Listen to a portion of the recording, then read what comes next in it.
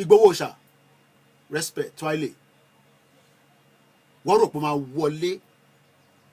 padà sáwọn military yẹn nígbà tó dé Igboho nínú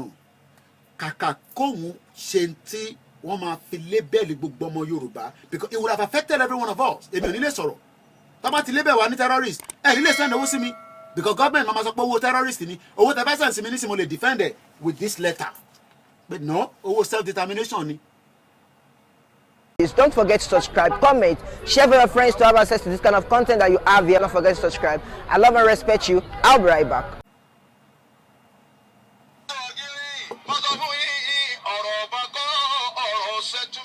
Ọ̀rọ̀ settlement ni.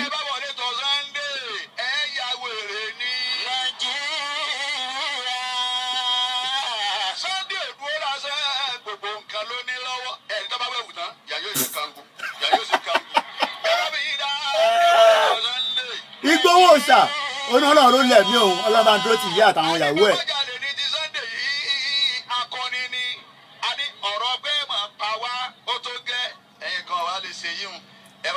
Buhari spent 19 billion mo ń ka headline kan nísìn. President Buhari, the former president, all spent $19 billion on fixing refinery in 8 years. The same Dangote project is 19 billion. Tí gbọ́ bẹ́ẹ̀ yẹn. Buhari all spend the 19 billion in 8 years. 1, 2, 3, 4, 5, 6, 7, 8. But Dangote refinery is also valued at 19 billion. Ta ló ń parọ́ fúnra wọn. Thank you so much, Mr. Holly. Ẹni tí n bá dárúkọ ẹ má fi ṣèbínú. Ọba Ọpẹ́yẹmí mo kí yín. Dennis mo kí ẹ dáadáa. Mo kí Yami Kẹ́mi Bello. Mo kẹ́yìn tẹ pè mí ní nígbà tá a kọ́ bẹ́ẹ̀ bó bẹ́ẹ̀ ni ọmọ mi. Kò dé king of the boys bẹ́ẹ̀ ni. Kò dé tẹ́ni tó máa sọ pé mo turn down. Kò ń ṣe bíi ti bẹ̀rù mo sọ fún yín pé lọ dúpẹ́ lọ́wọ́ Ìgbòho. Àṣé Ìgbòho ní brain ju èmi lọ. Nígbà tí mo kàrà lẹ̀ fún Ìgbòho Ìgbòho ní bọ̀bọ̀ yìí ò ní lọ anywhere jókòó sínú ilé yìí gbogbo tó bá fẹ́ ṣe pátápátá wọ́n lọ sọ fún Ìgbòho nígbà yẹn pé kó má jẹ́ kí n máa operate láti inú ilé yẹn pé mo fẹ́ sọ inú ilé ẹ̀ di something else Ìgbòho ní gbogbo tí Kóìkì bá fẹ́ nínú ilé yìí ó ní right láti ṣe gbogbo nǹkan tó bá fẹ́ ìgbà yẹn la fi bẹ̀rẹ̀ sí gba flyer sticker àwọn yẹn pé ẹrù ló ń wọlé sọ́dọ̀ Kóìkì nìkan yìí olúkálùkù wọn náà wá ní àwa náà ń ṣe o ẹ rántí àwa o wọ́n ń ṣe nísìnyí wọ́n sá lọ báyìí nísìnyí wọ́n tún ti sá padà wọ́n stable and in a movement ó gbọ́dọ̀ wà lójú kan inú movement ni oríṣiríṣi máa mú ẹ mọ́lẹ̀ wàá máa mú mọ́ra kò ń ṣe gbogbo nǹkan kan láwọn náà máa jáde àwọn máa sọ fún gbogbo yín ìgbà mi àwa náà ń go through those little things but tá a bá ti jáde a gbọ́dọ̀ ṣe bí ìgbà tẹ́ pé yes ṣé gbogbo ohun tó ń lọ lamẹ́ríkà lẹ́mọ̀ ni gbogbo ohun tó ń lọ lamẹ́ríkà lẹ́mọ̀ ṣé gbogbo ohun tó ń lọ ní UK lẹ́mọ̀ Joe Biden kí ló tún wá lọ pé prime minister wa ní president Joe Biden mo kí ìyàwó Idris àbí bàbá wa dẹni Abímbọ́lá Joe Biden why you call ẹṣẹgani wọ́n ní Mr. Koiki I love this Alfa Musa ó sọ fact ló sọ wọ́n rò pé Ìgbòho tó bẹ́ẹ̀ ó jù bẹ́ẹ̀ lọ but Ìgbòho calculator ni Ìgbòho tèmi sọ̀rọ̀ fún tó ní coordinator ọwọ́ wọlé ọ̀fẹ́ pa ẹ wá rò pé kò lè respond Ìgbòho ti mọ̀ pé a ti ṣe àwọn ìpàdé kan a ti ṣe àwọn meeting kan kò ń ṣe meeting ní kọ̀rọ̀ ti politician mo lọ represent chief látòrí inú Zoom 3 minutes mo fi ṣe presentation tèmi 3 minutes after 3 minutes mo keep quiet wọ́n ti sọ fún pé 3 minutes wá pé wà dákẹ́ o gbọ́dọ̀ fi timer sí but present gbogbo tó fẹ́ present in 3 minutes kọ́lọ̀ bá wọn wà pẹ̀lú àwọn sisters wa kan mo fi dárúkọ wọn lobbies negotiation ó gbọ́dọ̀ yọ àwa ń bá lọ ariwo wa ń lọ káàkiri gbogbo Nàìjíríà èèyàn kan wá dé àti gba country o ẹ má tún pariwo kankan mọ́ kí lẹ fẹ́ máa pariwo fún ìjọba lélẹ̀ máa jálè reclamation occupation menstruation bí àṣà yèyé dára kí la tún gbé ibo la tún já sí ìkẹ́ 419 woman bomb bastard ní Dúpọ̀ ní Tìrì ó kọ̀ dá gbogbo rẹpẹtẹ reclamation acclamation occupation gbogbo occasion kí ló dé ìjìnlẹ̀ tèmi rí tí mo lọ bá ní Turkey torí ìjìnlẹ̀ wà lára tí mo ṣe lọ Turkey náà mo fẹ́ lọ South Africa but àwọn kan lọ ní Koiki má dán wò má try ẹ̀ Áfíríkà ṣe kinní gan ìkùn ṣe bí ìwà ariwo tó ó ti sọ̀rọ̀ ju pé kó máa káàkiri anyhow jókòó síbi tó wà tó bá tẹ̀ fẹ́ lọ Amẹ́ríkà àwọn èèyàn wà civilized mo dẹ̀ ń bọ̀ lọ Amẹ́ríkà sẹ́yìn tí Amẹ́ríkà ń retí mi kí n lọ kí alájẹ ẹ̀gbọ́n mi Michael lá ta ló tún wà ń bẹ̀ Black Lion mo bọ̀ wá bẹ́ẹ̀ níbo ló wà wàá fún mi ládírẹ́sì ẹ̀ máa wọ plane máa ti bá dé Amẹ́ríkà máa ṣeré wá bẹ́ẹ̀ àjọ jókòó kó wá sọ fún mi bẹ́ẹ̀ ṣe gba country yẹn Black Lion mo ṣeré o tó bá rí fídíò yìí mò ń bọ̀ wá bẹ́ẹ̀ l'Amẹ́ríkà láìpẹ́ láì jìnà kó wá ṣàlàyé fún mi pé state tó wà yẹn tí law tó ń lò ní state yẹn ṣé òun ló ń lò ní another state kí lẹ́yìn parọ́ fún náà ẹ wá fẹ́ máa dà á ríbo ràwá báyìí nítorí pé ẹ láìkì bàbá Akíntóyè ẹ wá ń pè lóríṣiríṣi orúkọ akínkínní kan Ìgbòho kínní kan ìwọ rẹ ẹlẹ́pọ̀n blue ó kúrò l'Amẹ́ríkà ìmọ́lẹ̀ Yorùbá mo kí ẹ Black Lion ó kúrò l'Amẹ́ríkà ìjọ ló ti dé Nàìjíríà gbẹ̀yìn at least èmi wà ahead of you èmi lọ Nàìjíríà ẹ̀ẹ̀mejì ọ̀tọ̀ọ̀tọ̀ ni mo lọ èyí tí mo lọ 2 weeks mo dárígbére fún ìyàwó mi oṣù 6 mo lò wàhálà mo fẹ́ padà wá mọ́ Ìgbòho ló ní kíni ó yá ó yá ẹ ti ẹni kọ tíkẹ̀ àbí kíní kọ́ bá yín kọ tíkẹ̀ mo ní bàá mi mo ti kọ́ ìyàwó ẹ̀ ń dúró ní London ó yá mo wá palẹ̀ mẹ́rù àwọn olórí burúkú wọn ní Ìgbòho ti lè kúrò lé nígbà táwọn ọmọ tèmi àti Ìgbòho jọ sọ wọ́n expect pé nígbà tí mo fẹ́ máa lọ yẹn kí n kó ẹrù sílẹ̀ àwọn olè 419 kí n kó gbogbo ẹrù sílẹ̀ sínú ilé gbogbo ẹ̀ lọ padà jí tán mélòó ní Ìgbòho fẹ́ rántí wọ́n jí gbogbo ẹrù tá a kó sílẹ̀ sínú ilé Ìgbòho sínú yàrá tó fún mi gbogbo ẹ̀ lọ kó pátápátá nígbà tí máa fi béèrè pé mo lè lè wà wọ́n ní àmọ́bi tó wà ó ti gbà mọ́ra wọn lọ́wọ́ 419 Ìgbòho tèmi tó mú mi wọnú yàrá ẹ̀ pé coordinator bá mi ó yẹ ìwúlẹ̀ fẹ́ nu àwọn bàtà yẹn mo ní wọ́ máa mú lọ ọmọ relationship tó wà láàrin wa ọmọ pé Ìgbòho ló ní ó yá lọ kí àwọn family padà London ó ti pẹ́ níbí báyìí ó máa fọmọ sí lọ́nà Ìgbòho fúnra rẹ̀ gan ti sáré lọ ó ti lọ kí àwọn ọmọ ẹ̀ àfi máa go into details àwọn wèrè wọ́n wá rí i pé mo bẹ̀rẹ̀ sí kó gbogbo ẹ̀rù ṣé kí n gbé freezer tí mo rà kí n gbé sílẹ̀ sínú ilé Ìgbòho kẹ́ lè bá tà á bọ́ọ̀sì tá a rà nísìn bó ló wà bọ́ọ̀sì tí gbogbo mídíà rà níbo lẹ gbé sí nísìn tá a maintain tán ní ó kówó jẹ ó ṣe kinní kan mad people all over the place born bastard gbàtẹ́ ẹ̀rọ lárí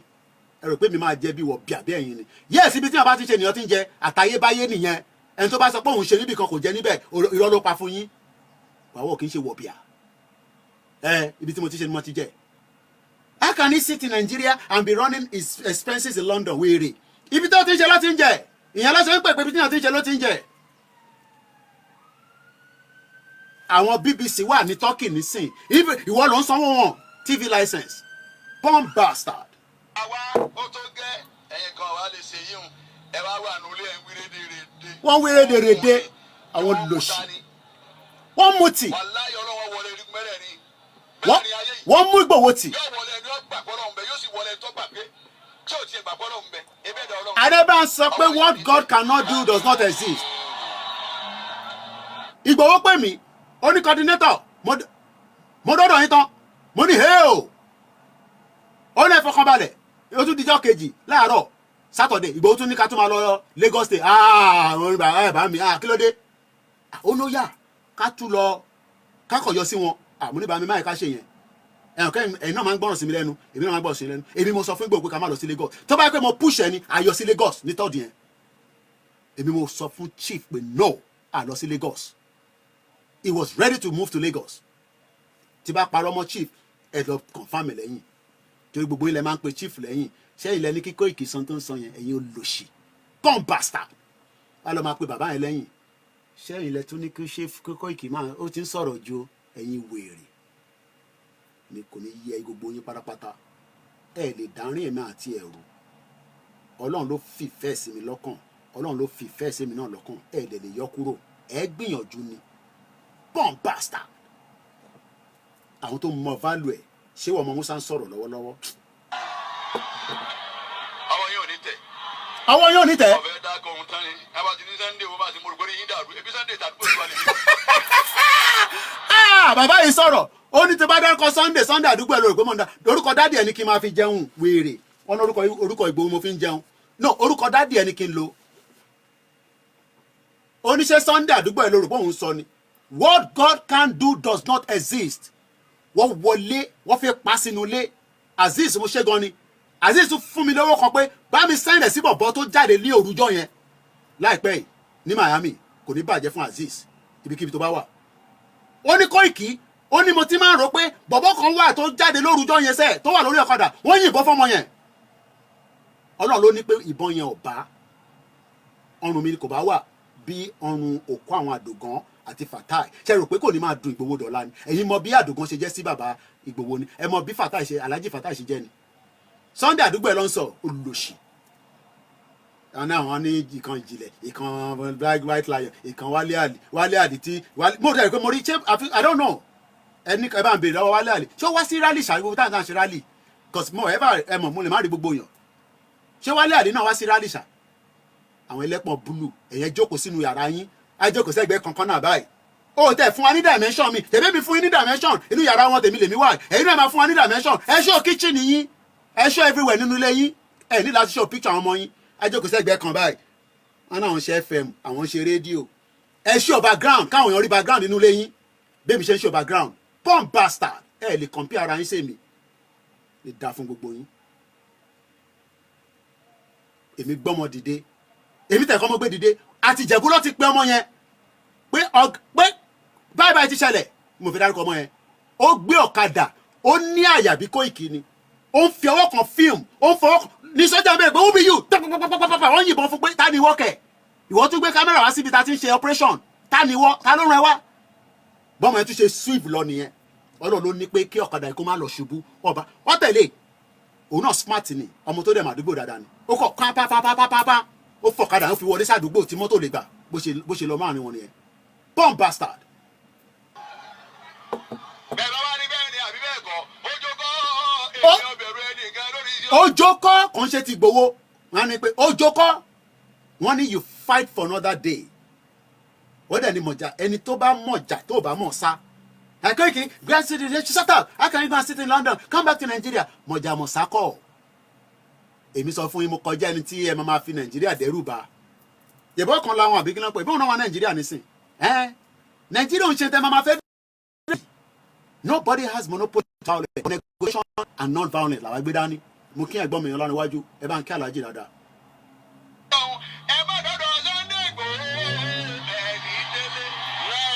má dọ́dọ̀ ẹ̀ òní délé 1 million Fúlàní ò lè dá Ìgbòho dúró wọ́n ti bí da 1 million Ọbásanjọ́ ní kẹlọ́ bèrè lọ́wọ́ ẹ̀ àti Tàfà nílọrin àwọn tó bá mọ story yẹn ẹ lọ bèrè pé kí ló ṣẹlẹ̀ ní Ìlọrin tí Koiki máa ń sọ pẹ̀lú Ìgbòho àti Ọbásanjọ́ tó fi declare Ìgbòho wanted ẹni orílẹ̀ bá bá ní ẹ̀yin tẹ́ ẹ bá dẹ̀ mọ́ ẹ lọ play padà kó tó di pé gbogbo wa ti sọ fẹ́ ẹ wá ń sọ Ìgbòho di ẹ fẹ́ wá sọ di ràdẹ̀ lórí social media fáwa ìgbà tó sí social media ẹ lọ bèrè lọ́wọ́ àwọn tó mọ̀ ẹ bẹ Ọbásanjọ́ níwẹ̀ tẹ́ bá ti bá bàbá yẹn pàdé bàbá yẹn máa ń sọ̀rọ̀ dáadáa mo ti bá yẹn kan tó ti náà pàdé ẹ lórí plane Ọbásanjọ́ what happened with you and Sunday Igboho that you declare wanted wọ́n declare wanted ni bàbá lọ bá bàbá wọn tó pé ọ̀nà ń dá àwọn bàbá yẹn ní pé kí ló ń jẹ́ declare wanted wọ́n máa lọ́wọ́ ṣe tó ń ṣe lọ Sunday àdúgbò ẹ lórí pé mò ń sọ ni pump bastard.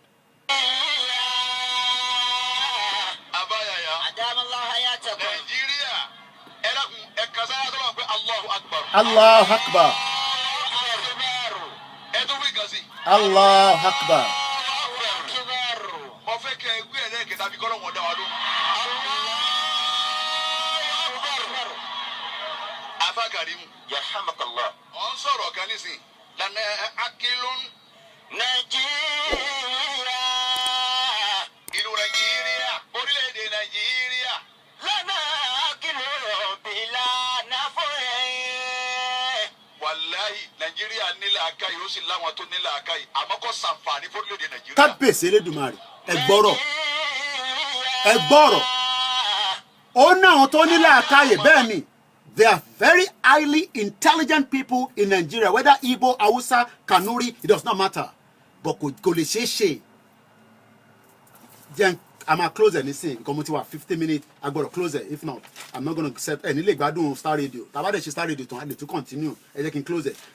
Do you know the reason why? Àgbà fàyẹn mọ́ tọ̀bí mi náà ṣe ń gbọ́ ń dùn mọ́ mi tọ̀ìtọ̀ì.